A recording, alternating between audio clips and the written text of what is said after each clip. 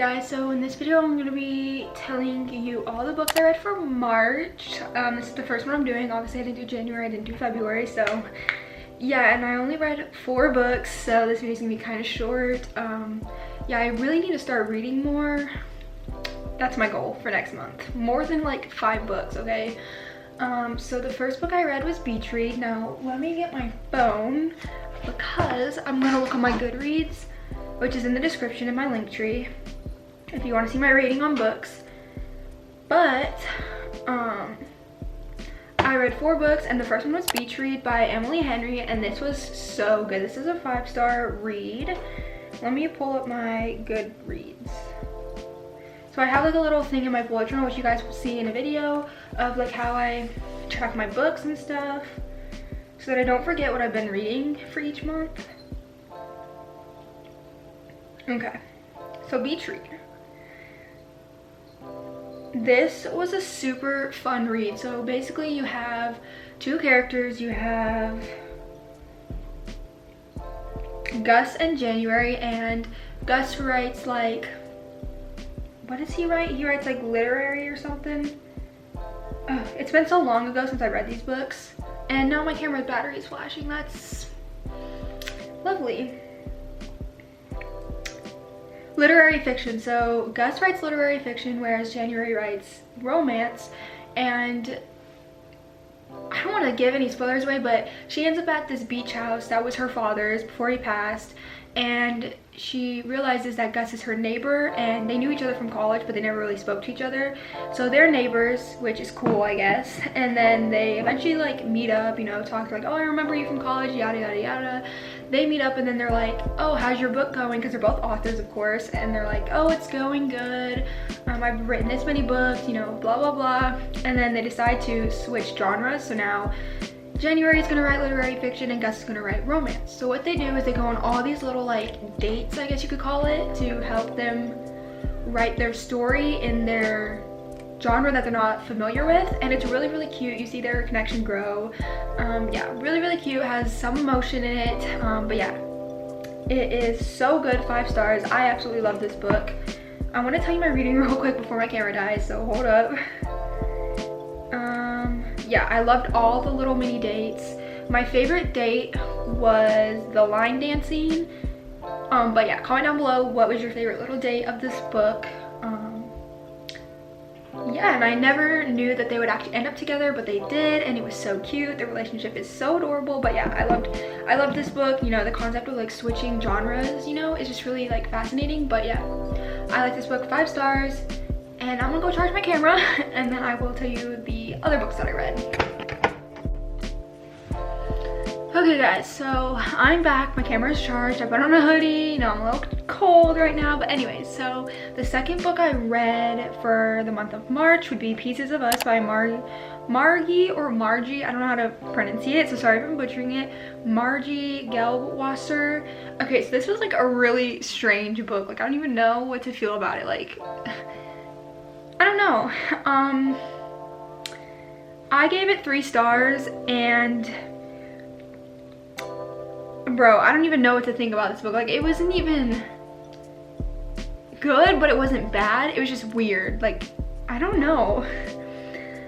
So basically you have 2 families, 4 teens, and then there's a summer. So basically you go through like 4 years throughout this book. So you see like these group of kids, they're all like friends, or like they all have a connection. You see them go through high school together, and then you see them go through summer together. So yes, there is a 4-year storyline throughout the book.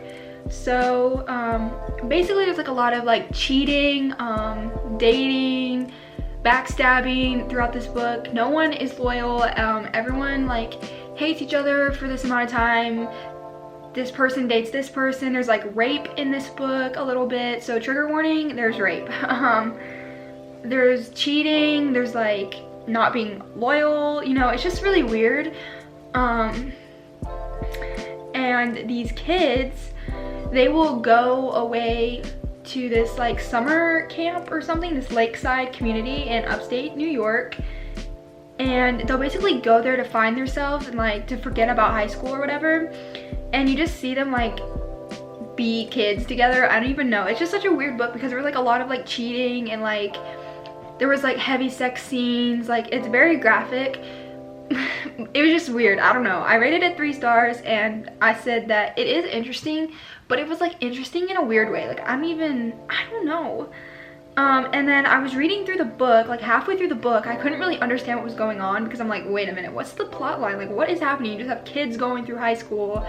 They escape during their summer on a lake. Like, I don't know. I just couldn't really like get it, I guess. I said it wasn't horrible, but it's definitely not a 5-star rating. Like it's nothing compared to Colleen Hoover or anything like that.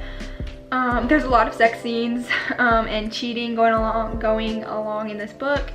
When I was halfway through, it seemed pretty okay, pretty interesting, and then oh yeah, and then there's a secret you're trying to figure out, which I'm not gonna tell it, but there's a girl in the book named Katie and you're trying to figure out like her little secret.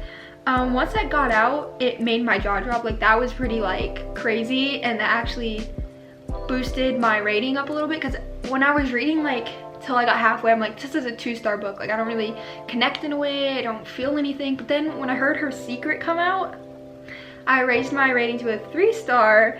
Her secret is crazy. It's an okay book, but not my favorite. So there's that. Just be aware of the trigger warnings. There's cheating, rape, a lot of sex scenes. So if that's not your vibe, don't read this. But it was an okay book, okay? Not anything like memorable or anything like that, but it was okay. Then I read They Both Die at the End. Now this book was amazing. This is by Adam Silveria. Oh, is this a series? Because on Goodreads it says Deathcast #1. So I'm not sure if it's a series, but I read They Both Die at the End. This was obviously a 5-star rating. Like this is like clearly a 5-star rating. And a lot of people said they didn't like this book, and I loved this book. And this book almost made me cry. Like there was a scene in the beginning where the one character was like planning his funeral because he got the Deathcast call, and that part almost made me cry because he was like saying goodbye to his friends and like, this is the last time I'll ever get to see you and blah blah blah. It, like literally almost made me cry. Like I was reading it, and sometimes I read out loud just to understand the story more, and I was like reading it and my voice was like quivering, like I was about to cry. So there's that. And then the ending, where, okay, so basically before I say what I'm gonna say about the ending, basically throughout this book you have 2 characters, okay, and their names are, let me find their names. You have Mateo and Rufus, and they both get a Deathcast call, which is basically a worker for Deathcast who calls you to say that you have 24 hours left to live. And they both get the call, and there's also this like app where you can like make friends with like people who also got the call, so you can like have a one last best friend or whatever. So I think it was Mateo, I don't know who started getting on the app first, but one of them got on the app and they met each other through the app. So then they decided to hang out, you know, spend one last day together before they died. So that was basically the whole storyline, and there is a little bit of a romance, and they're 2 men. So if you don't like gay relationships, I wouldn't do this, but regardless of that, it's so good. It's not very much of a romance, so if that bothers you a little bit, this isn't gonna like, this book shouldn't really like sway you. Because it only really gets like pretty romancy, like a couple of kissing scenes like towards the ending, I would say. Like once you're halfway and like closer to the ending, then there's a little bit of like kissing scenes or whatever, but that's when they really like figure out their relationship for each other. But anyways, the ending literally broke my heart, but it didn't make me cry.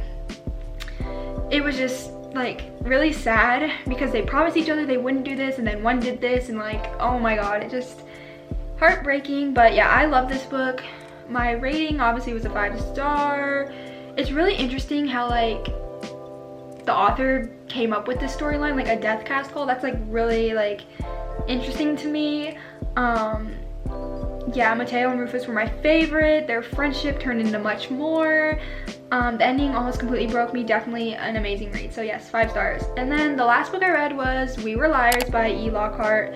Now, this has mixed emotions on this book. Like either you love it or you hate it, and either you cry or you don't cry. And I didn't cry at all. I rated this 4 stars just because it was a little basic to me. Like you have this family and they are rich or whatever. They seem rich. And they own a private island in Massachusetts, I believe. But yeah, and then they go there every summer to like hang out, whatever, just be a family. But there's like some accident happens to one of the characters. I'm trying to see if I can find her name. Okay, I don't remember her name, but something tragic happens to her where she like, I don't want to spoil it, but like she has like a very hazy memory after the incident, so she can't really remember a lot of things, and she has this like secret that you're trying to figure out. Like she's trying to figure out what happened to her before her accident, and this all happened on the island, on the private island. And they go there every summer. They call this group of kids call themselves the Liars because they do a lot of stuff but they're not very truthful. But anyways, this girl's trying to figure out what she did before her accident because something tragic happened to her, or happened on the island. Not necessarily to her, but something happened, and none of the kids will tell her what happened because the doctors say don't tell her. It'll give her too much stress. She doesn't need this. And yeah, she just has like slight amnesia, and she takes a lot of medicine and stuff, so she's not very well, and she's not really with it. She forgets a lot of stuff, like main things. And there's like a lot of fighting going on with this family because they're all like, this girl that had the accident, I forget her name. If I knew her name, I could like put like characters with what they've done like more clearly. But this character who had this accident, like she's just so mad at her family for being like so materialistic, like Material Girl, you know that song? Yeah, for being so like materialistic, always caring about all these things. Like she's just angry at her family because all they care about is like materialistic things and like fancy houses and boats and stuff. Like she's just mad that they don't live in the moment, I guess. So she gets mad and she does something. Well, her and the Liars do something, so that's what she's trying to figure out what happens. And then when she figures it out, she's really sad, and I guess it's the part that like everyone cries about, like her little romance or whatever. Something happens to him, and yeah. But I didn't cry. It was still really good. It was just a little boring to me, like basic. The storyline didn't really grasp me. It was just, you have kids, you have a family on a private island going through their day-to-day lives, like nothing like crazy or anything. And then the secret or whatever, the thing that you were trying to figure out in the book, was a bit dramatic, but in a good way. I kind of liked it. And then yeah, just not a 5-star, but 4-star, just because it was a little basic, you know, below the 5-star radar. But yeah, those were the books that I read. I read 4 books. Yeah, 4 books. And the current book that I'm reading is Then She Was Gone by Lisa Jewell. This is my current read. This will be my April reading wrap up. But yeah, I'm also doing like some TikTok book challenges, which I don't know if part 1's already out, but you'll see which books I'm reading. And then I'm going to be doing a reading vlog for a very, very popular reading book.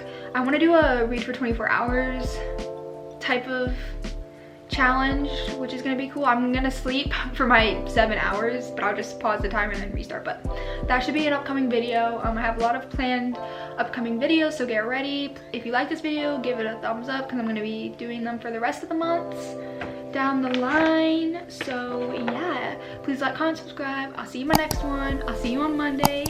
Bye.